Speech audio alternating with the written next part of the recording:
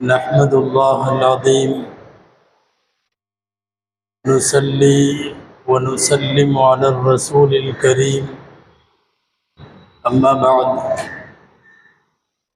فقد قال الله سبحانه وتعالى في كلامه القديم والفرقان الحميد أعوذ بالله من الشيطان الرجيم بسم الله الرحمن الرحيم قد خسر الذين قتلوا أولادهم سفها بغير علم وحرموا ما رزقهم الله افتراء على الله قد ضلوا وما كانوا مهتدين صدق الله العظيم.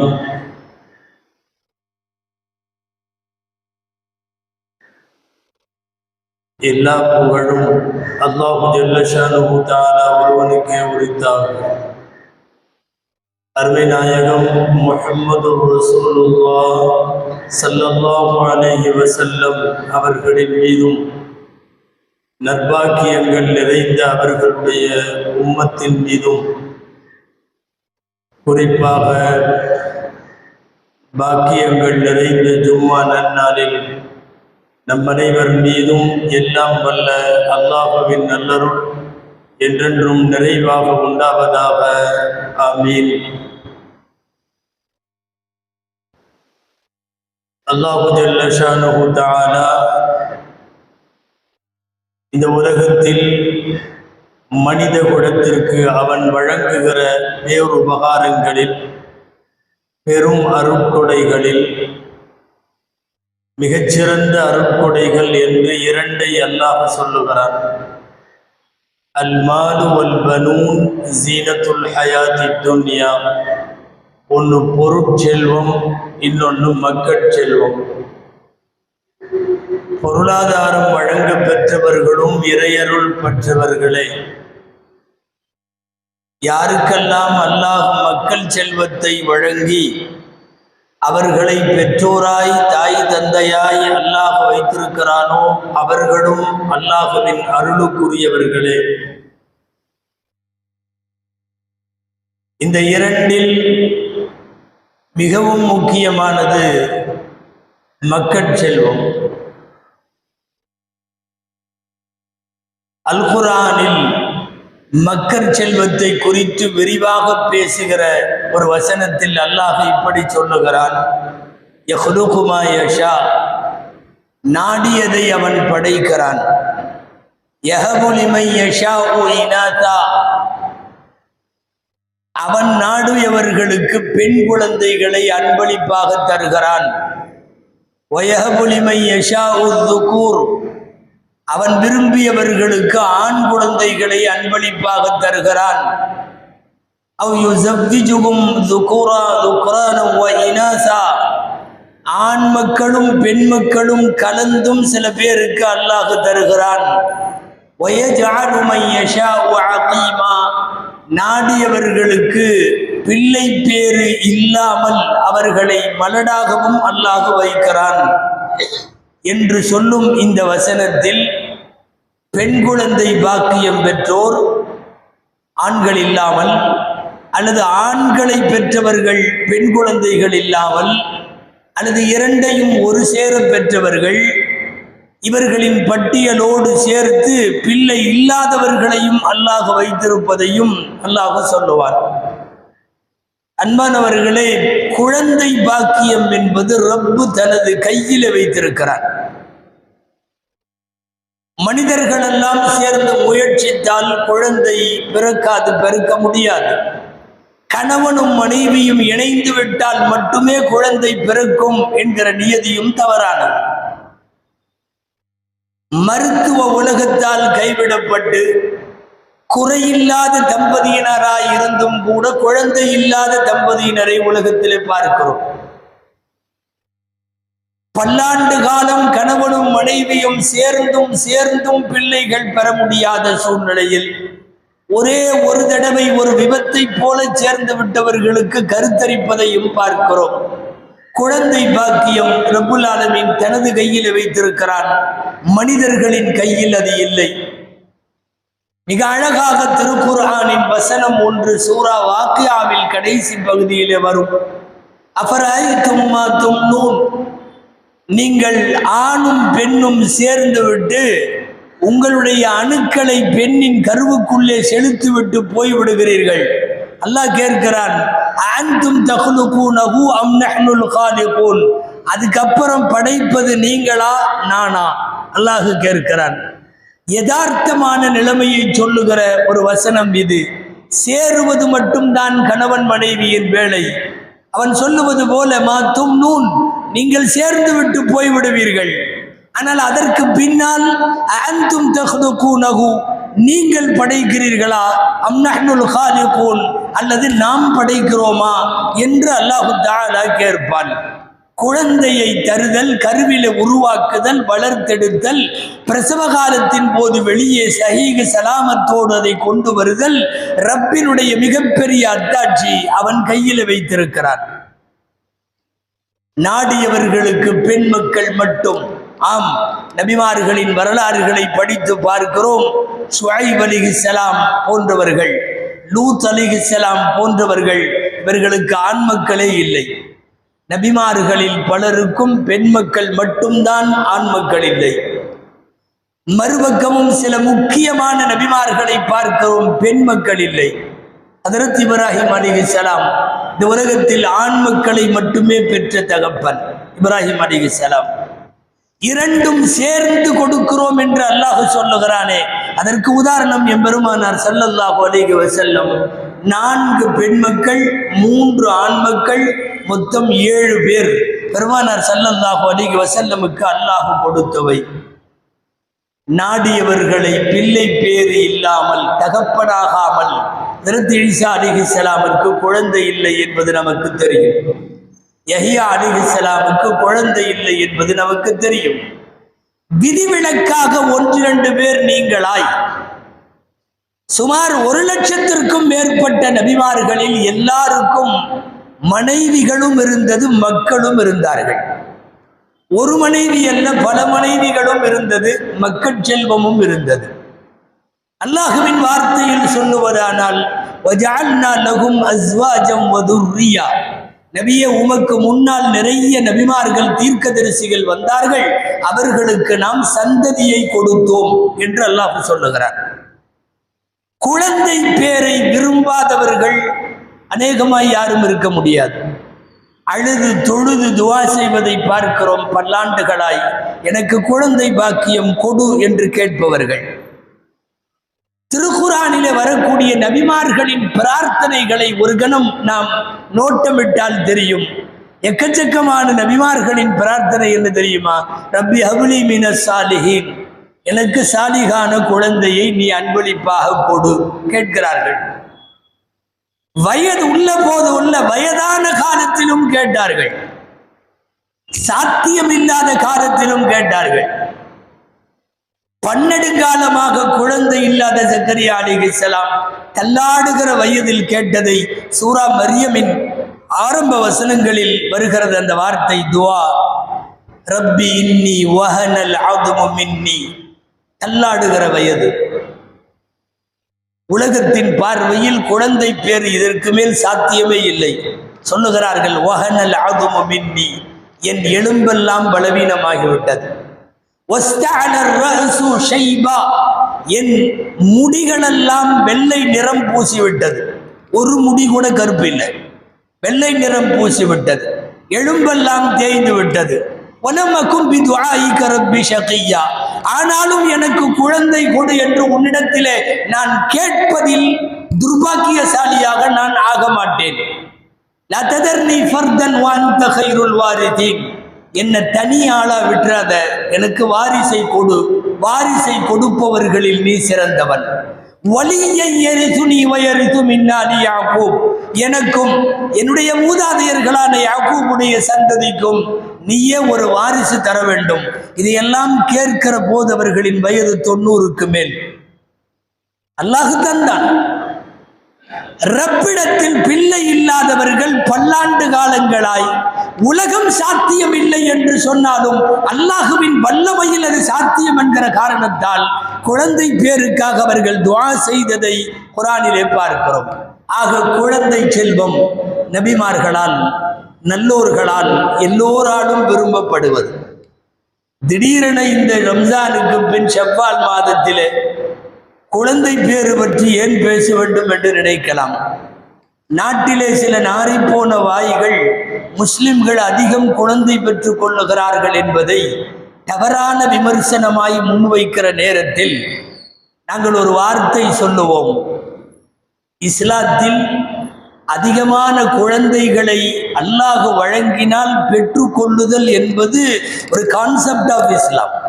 அது இஸ்லாத்தினுடைய கொள்கை நியதி. நீயும் நானும் பேசுகிற செய்தி அல்ல இது. குழந்தை பாக்கியம் ரப்பு கையில், அவன் தருகிறான், அவர்கள் பெறுகிறார்கள். உங்களுக்கு எங்கே வலிக்கிறது என்று தெரியவில்லையே. இது ஒரு கோணம். இரண்டாவது கோணம், பொய்யான தகவலை பரப்புகிறார்கள். முஸ்லிம்கள் அதிகம் பிள்ளை பெறுகிறார்கள். சர்வதேச அளவில் நீங்கள் ஆய்வுக்கு உட்படுத்தினாலும் சமீப காலங்களில் 1-2 குழந்தை போதும் என்கிற வியாதிக்கு முஸ்லிம்களும் ஆளாகி போய்விட்டார்கள். அவர்களும் இப்போதெல்லாம் அதிகம் பெறுவதில்லை. எனவே 2 கோணங்களில் இந்த பேச்சு தவறானது, வன்மையான கண்டனத்திற்குரியது. சர்வதேச ஊடகங்கள் எல்லாம் இன்றைக்கு இறங்கி தங்கள் கண்டனத்தை தெரியப்படுத்தி இருக்கிறார்கள். முதல்ல குழந்தை பேறு குறித்த இஸ்லாமிய பார்வை நமக்கு அவசியம். குழந்தை பெற வேண்டும் என்கிறது திருக்குர்ஆனும் ஹதீஸும். நிக்காஹ்வினுடைய பிரதான நோக்கங்களில் முதல் நோக்கம் சந்ததிகளை உருவாக்குதல். சுகம் பெறுவது என்பதோ, நிம்மதி பெறுவது என்பதோ, உற்ற துணையாய் ஒருவருக்கொருவர் இருத்தல் என்பதோ, இது எல்லாமே 2ஆம் பட்சம். ஒரு நிக்காஹ்வினுடைய பிரதான நோக்கம் என்ன, முதல் லட்சியம் என்ன, திருமணத்தினுடைய குறிக்கோள் என்ன என்று நீங்கள் பட்டியலிட துவங்கினால் முதல் இடத்தில் இனப்பெருக்கம், சந்ததிகள் அதிகரிப்பு, பிள்ளைகள் பெறுதல் என்பதுதான் முதல் பிரதானமான அம்சம். அந்த அடிப்படையிலே தான் இஸ்லாத்தில் துறவரத்திற்கு இடமில்லை, சந்நியாசத்திற்கு இடமில்லை. லா ரஹ்பானியத ஃபில் இஸ்லாம், இஸ்லாத்தில் துறவரம் கிடையாது. திருக்குர்ஆனுடைய 27வது ஜுஸுவினுடைய கடைசி பக்கம் வருகிற வாசகம் என்ன தெரியுமா? ரஹ்பானியத்தன் இப்ததஊஹா மா கதப்னாஹா அலைஹிம். துறவரத்தை சில பேர் அவர்களாக எடுத்துக் கொள்ளுகிறார்கள், நாம் கடமையாக்கவில்லை. அல்லாஹ் எங்கேயும் துறவரத்தை வலியுறுத்துவதில்லை. இறை நெருக்கத்திற்கு மனைவி இல்லாமல் இருந்தால் முடியும் என்கிற கொள்கை தவறு. இறை நெருக்கத்திற்கு குழந்தை இல்லாமல் இருந்தால் நெருங்க முடியும் என்கிற கோட்பாடு தவறு. துறவரத்திற்கும் சந்நியாசத்திற்கும் இந்த மார்க்கத்தில் அனுமதி இல்லை. பிள்ளைகள் பெறாமல் இருக்கலாமா? அதையும் அனுமதிக்கவில்லை. அபூ ஹுரைரா ரலியல்லாஹு அன்ஹு அறிவிக்கிற நபிமொழி சஹீஹுல் புகாரி, முஸ்லிம் உள்ளிட்ட நூல்களில் எல்லாம் பதிவாக இருக்கிறது. ஒரு சில நபித்தோழர்கள் வந்து கேட்டார்கள், ஆடு மாடுகளுக்கு காயடித்துக் கொள்வது போல குழந்தை பெறாமல் இருக்க தன்னுடைய ஆண்மையை மட்டுப்படுத்தி கொள்ளுகிற, சுருக்கமாக மனிதர்கள் காயடித்துக் கொள்ளுவதற்கு அனுமதி கேட்டார்கள். அறிவித்தார்கள், முடியாது என்றார்கள். நசராக்களின் பாதிரிகளைப் போல நீங்கள் ஆகிவிட வேண்டாம்.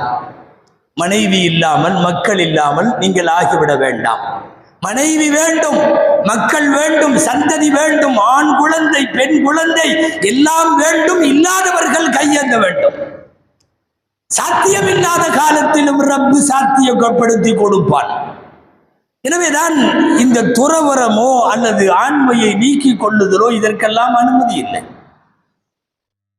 கபருக்கு போனதற்கு பின்னாலும் உங்களுக்கு நன்மை தொடர வேண்டுமானால் நல்ல துவா செய்யும் குழந்தையை விட்டு செல்லுங்கள் என்று சொல்லுகிறது நபிமொழி. அப்படி இருக்கிற போது முஸ்லிம்கள் எதனால் பிள்ளை பெறுகிறார்கள் என்றால் ஹதீஸில் வலியுறுத்தப்படுகிறது, நீ போன பின்னாலும் உன் கபருக்கு தொடர் நன்மைகள் வர வேண்டுமானால் 3 வழிகளில் தான் வரும். 1, சதகத்தே ஜாரியா என்கிற நிரந்தர தர்மங்கள். 2, பலனுள்ள கல்வி, நீ கற்றதும் பிறருக்கு கற்றுக் கொடுத்ததும். 3வது, உனக்காக துவா செய்கிற சாலிகான குழந்தை. குழந்தையை விட்டு கபருக்கு போ என்று சொல்லும் குர்ஆனுடைய ஹதீஸினுடைய வாசகங்கள் அதிக பிள்ளைகளை பெறுவது குறித்த ஒரு சன்னமான சைகனையை இந்த ஹதீசுகள் தருவதை பார்க்கிறோம். 2 குழந்தைக்கே நம்மளால சம்பாதிக்க முடியல, இனி 4 3 4 நல்லா பெற்றுக்கிட்டா ஜமாளிக்க முடியாதல்ல. அதாவது நமக்கு ஒரு நினைப்பு, அதிக குழந்தைகள் பெற்றுவிட்டால் சாப்பாட்டுக்கு வழி இல்லாம அவங்க செத்து போயிடுவாங்க, அல்லாஹ் அவர்களை கைவிட்டு விடுவான் என்று நினைப்பு. அப்படியானால் நம்முடைய தாதாவும் நன்னாவும் 10 குழந்தையும் 12 குழந்தையும் பெற்ற போது யார் செத்து போனார்கள்? பிறக்கிற எல்லா குழந்தைக்குமான ரிசுக்கு அவன் கையில். ஒமாமின் தாப்பத்தின் ஃபில் அர்தி இல்லா அலல்லாஹி ரிஸ்குஹா, பூமியில் ஊறக்கூடிய அத்தனை ஜீவராசிகளுக்கும் அவன் பொறுப்பேற்றிருக்கிறார். வாழ்வாதாரம் ஜீவாதாரம் அவனுடையது. ஜனனமும் இரணமும் மரணமும் 3ம் அவன் கையில். பிறப்பு அவன் கையில், ரிஸ்க் அவன் கையில், மரணம் அவன் கையில். ஜனனம் இரணம் மரணம். நாமே ஏதோ எல்லாவற்றையும் தூக்கி போட்டுக் கொள்வது போல் அல்லவா நாம் நினைக்கிறோம், பேசுகிறோம். 2 குழந்தைக்கே ஃபீஸ் கட்ட முடியல அப்படின்னா இன்னொரு குழந்தை இருந்தா நம்மளால எப்படி முடியும்? எனவே வேண்டாம்.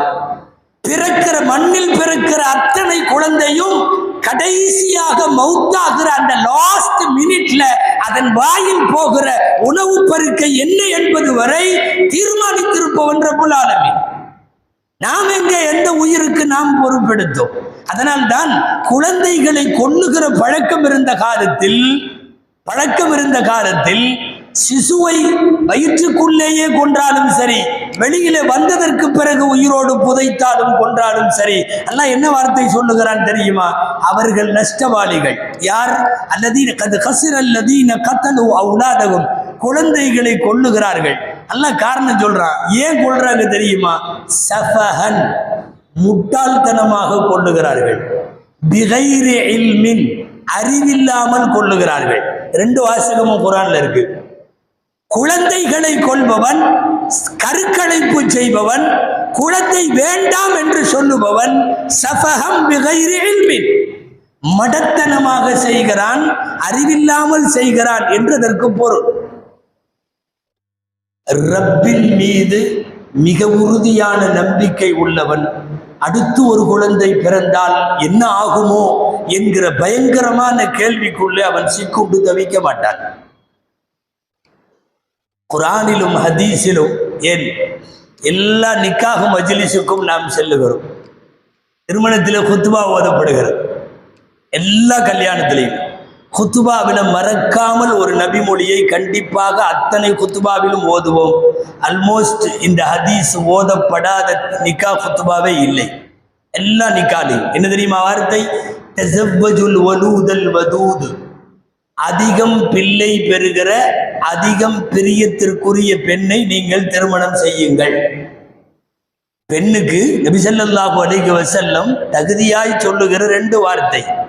பிரியமாய் இருக்க வேண்டும், நிறைய பிள்ளைகள் பெற வேண்டும், அப்படி பார்த்து திருமணம் செய்யுங்கள். இந்த நபிமொழியோடு இணைத்து நிக்கா குத்துபாவில இதையும் சொல்லுவார்கள். தனகஹு வதவாலது வதகாசரு, நிக்கா செய்யுங்கள், குழந்தை பெறுங்கள், சந்ததிகளை உருவாக்குங்கள். ஃபஇன்னி உபாஹி பிகுமுல் உமம யௌமல் கியாமா, மறுமை நாளில் இந்த உம்மத்து அதிகமாக இருப்பதை நினைத்து நான் பெருமிதம் கொள்ளுகிறேன். நிக்காகுல உனக்கும் கல்யாணம், இந்த பெண்ணை உனக்கு திருமணம் செஞ்சு கொடுக்கிறோன்னு ஈஜாபு கபூல் என்கிற ஒப்புதல் வாங்குகிற இடத்திலேயே நீங்கள் அதிக பிள்ளை பெறுங்கள் அப்படின்னு சொல்லி தான் கல்யாணமே பண்ணி வைக்கிறாங்க.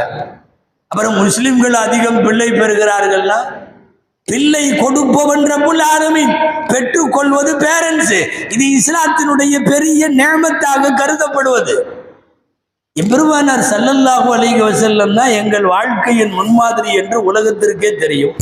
எங்கள் நபிகளாருக்கு 7 குழந்தைகள், 4 பெண் 3 ஆண். அப்புறம் நாங்கள் மட்டும் பிள்ளை பெறாமல் முஸ்லிம்கள் எப்படி இருப்பார்கள்? எல்லாத்திலையும் ரசூலுல்லாஹ் வேணும், குழந்தை பிறக்கிற விஷயத்துல மட்டும் நாங்க பின்பற்ற மாட்டோம் என்று சொல்ல முடியாதல்லவா?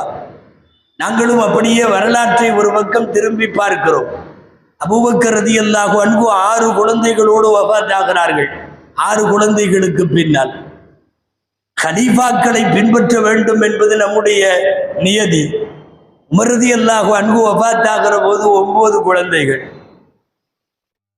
அலி ரலியல்லாஹு அன்ஹு ஃபாத்திமா அம்மையாரை மணந்து சில குழந்தைகளும், ஃபாத்திமா அம்மையாருடைய வஃபாத்திற்கு பிறகு அலி ரலியல்லாஹு அன்ஹு செய்த பல்வேறு திருமணங்களின் வழியாக 14 ஆண் மக்கள், 17 பெண் மக்கள், மொத்தம் 31. பேரம்பேத்தி கணக்கெல்லாம் இதில் அடங்காது.